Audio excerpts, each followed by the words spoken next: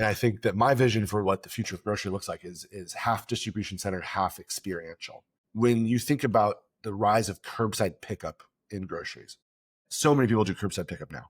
But what's funny is about half of them, the things that are in the inner aisle, bags, boxes, and cans, like you don't care which can of tomato soup from Campbell's you get. You just want Campbell's tomato soup. You don't need to pick it, right? They curbside pick up in all the inner aisle things, and then they park their car and they go back inside that store or another grocery store to go the outer aisle, meat, seafood, produce, the fresh and dairy, stuff.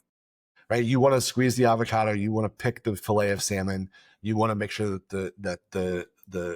the grapes are the right color and not too because too when old. you don't, it never comes out right. They give you the bad bananas that are too mature, and they give you the hard avocado, and the lettuce somehow, is brown and wilty. Somehow the pickers are letting us down. So I think the future of grocery is an experiential front of store and a distribution center back of store. And I think that Stretch becomes the shopper advocate for that future as well. There's $100 billion of food waste a year from grocery stores because it expires, because it's not timed to the localized demand. If we have a bunch of people with shopping lists saying, this is what I'm planning to buy in the next 72 hours, well, all of a sudden we've got a demand signal that doesn't exist before. And I think that, what you said about, you wanted to be the person who invented Velcro or Uber or things along those lines. Williams, who was the founder of Twitter, famously said, take a human behavior that already exists and make it easier with technology, and you win.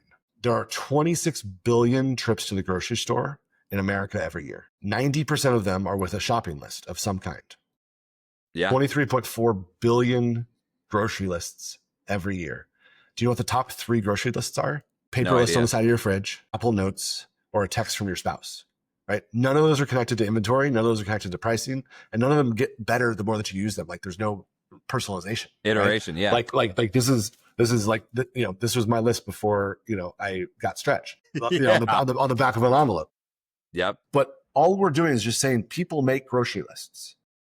How can we make simple, beautiful, magical technology that gives you a chance to know what the best price is, or what the closest store is, or who will deliver at the lowest premium?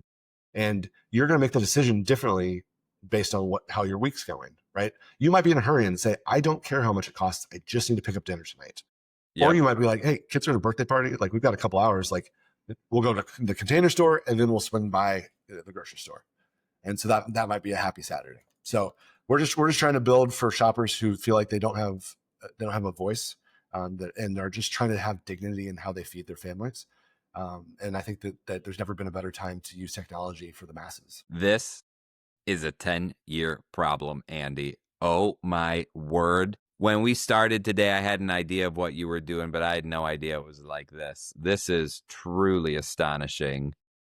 And it's also new for me, and probably for all the listeners, with Agentic AI coming and the gravity of AI and how it will impact our lives, because there's no corollary to it. I'm listening to you feeling more and more blown away. Like, if this is the case for groceries, and the pitch you just put forward makes total sense to me and why I'd want to be involved in it. What else is coming? What else is there?